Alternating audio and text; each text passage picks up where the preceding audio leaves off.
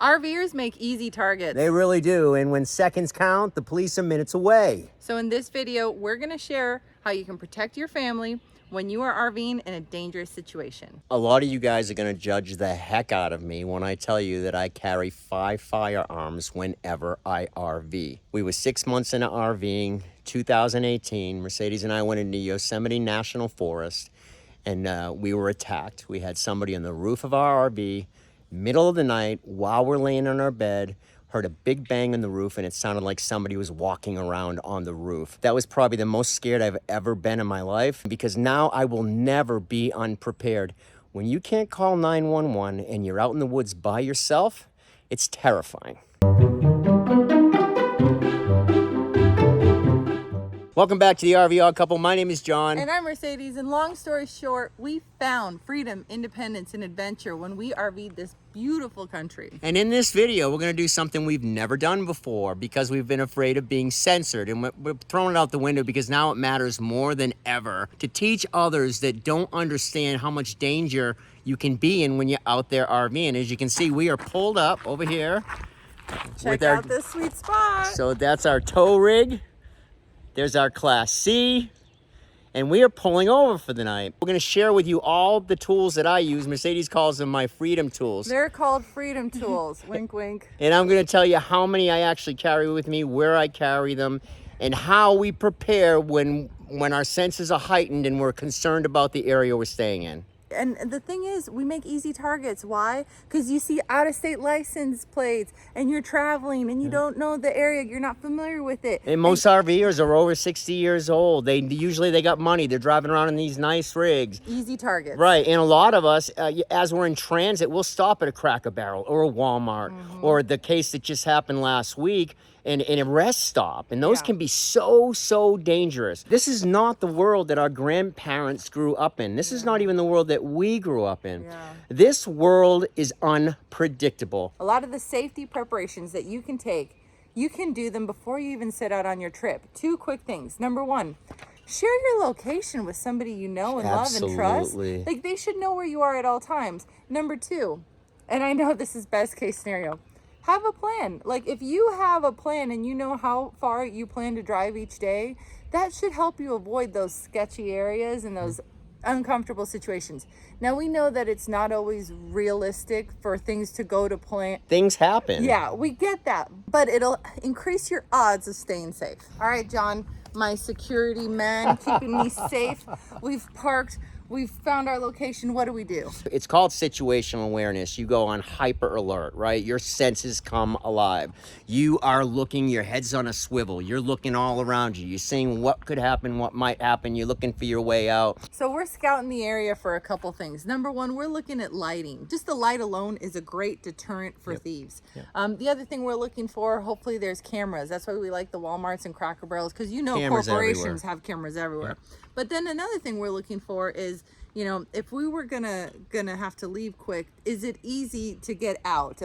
You know, how big is the area? What would our plan really be? What's our escape plan? Exactly. So we're scouting the area, because remember, we don't know. We could be in a great neighborhood. We could be in a bad neighborhood, but we're RVers. We're from out of town, and we don't know the area. Yep. So the first thing I do once I pick my spot is Mercedes and I will be sitting up there. Mercedes has always been my co-pilot. Remember, RVing is a team sport, you guys. So I'm parked. I'm in the place I want to be. I've done my, situational awareness. I like the lighting. I'm next to somebody. There's other people around me.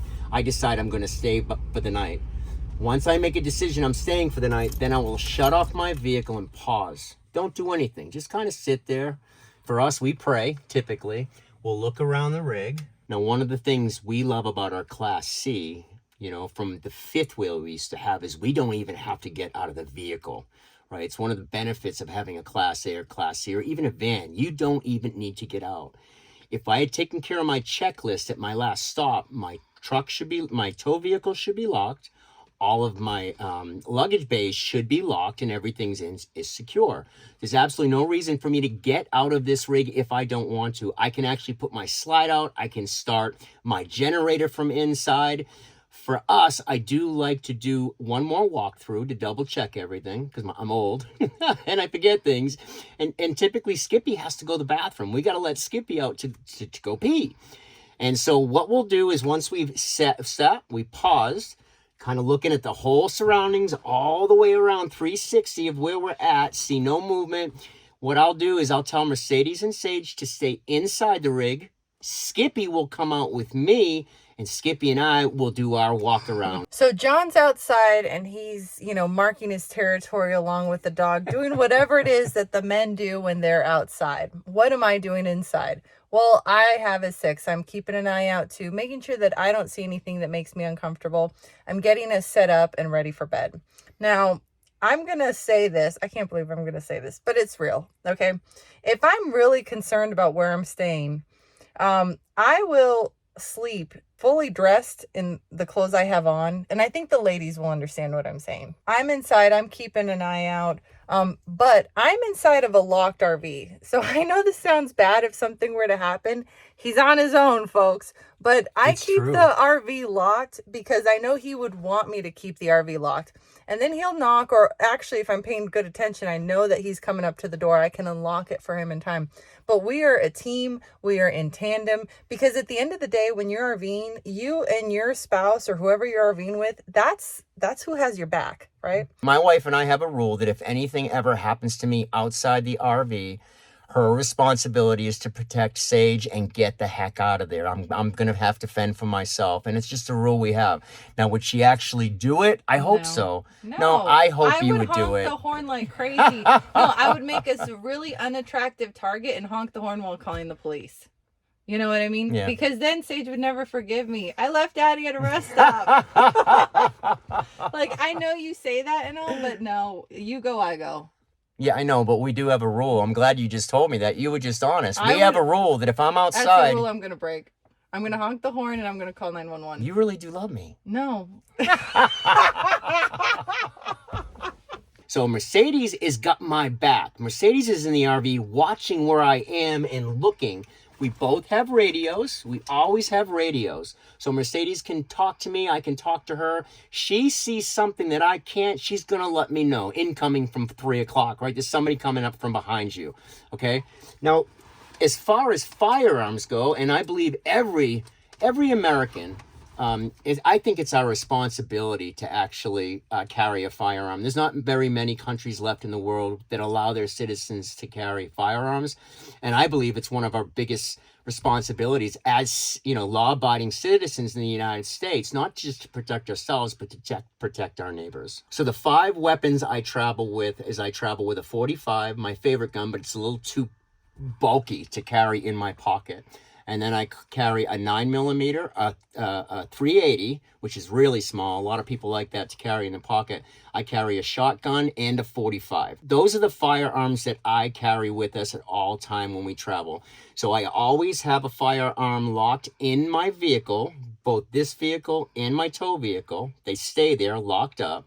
And then I always have one on my person. So once we're safely inside, if anybody tries to steal my tow car, we are not getting out. We are calling 911. Our safety is more important than the darn Jeep. So if somebody's trying to steal your tow vehicle, let them have it. Call 911, tell them what's happening. Stay inside your RV and cover the door. Yeah, that's what insurance is for. Right. Everything is locked around me. I got the key fob for the Jeep. I've got the key fob for this. These are coming to bed with me along with my firearms. And let me show you, there's one thing that I do that I highly suggest. Everybody should carry a shotgun inside their RV because you can't miss. Okay, so I'm going to bring you back. I'm going to show you the way I store it. So as I said, I always have one in my pocket. I've always got one in this door on this side. And then come on back, I'll show you where we sleep. So right in this up here is my shotgun. Now, right now, it's super inconvenient. If we really needed it, we wouldn't be able to reach it. I tuck this away. Now, just to be clear, you guys, if I was to invite people into RV, they're never going to see that I have firearms. Nobody ever really knows I have firearms, okay? It's just I'm always putting firearms where I think I'll need them most and the quickest, okay? So I will hide this up top during the day. I will pull this out at night. I will set this down right next to my bed. And that's the side he sleeps on. I will set this right on this side of my bed. I will actually take my firearm out of my pocket. That sleeps there, and then I will put both key fobs right here. Somebody goes for the Jeep, at least I can try to send off an alarm, right? That they won't be able to turn off. If things really hit the fan, the firearm that's all the way over there is way too far away. On the floor next to this, I've got a 45 that I keep next to me. And that's how I'll sleep. That's how I feel comfortable. Typically, when anybody hears this, they're usually not going to come in. One of the problems with doing that is you've just given up your location, or you've let them know that, you know, where you are. So be careful about that. So this is my shotgun. This goes everywhere I go, whether it's the fifth wheel. It's short. I love this firearm. It holds 6 total rounds. Now I am Christian, so the first round in here is bird shot. Okay, that probably won't kill anybody, but it's going to hurt them real bad. After that, it's double-aught buck. I've got multiple firearms in other parts of the RV. So it's just redundancy, you guys. Some people are going to say that I'm absolutely crazy, but that's what gives me comfort. It's my own peace of mind is what I'm trying to do. And with situational awareness, I've tried to think of every possible scenario I can, and that's how I feel comfortable. So to each their own. And then finally, for us, we always say a prayer before we travel, and we always say a prayer before we go tonight. Mercedes, and myself, we always say a prayer, because the best protection we got is the protection of the Lord. I really hope that somebody out there sees this video that doesn't have a firearm, and they make a decision to actually go get the proper training, and get licensed to carry a firearm. Guys, the world is changing so fast. The immorality in America is going off of a cliff. We all see it every single day. It's so important, and to use that right while we've got it. They're trying to get rid of the right for us to carry firearms, okay? So it's a right that's available to us. It's our constitutional right. So use it. Go buy a firearm to protect you and your family. Go ahead and get the training, the licensing you need to do it legally. And the most important thing about all this with firearms, it's practice. Constantly practice, get better and better at it. We actually made a video called Can't Call 911, and we'll link to that video at the end of this one. Hope this helps y'all, and we'll see you in the next video.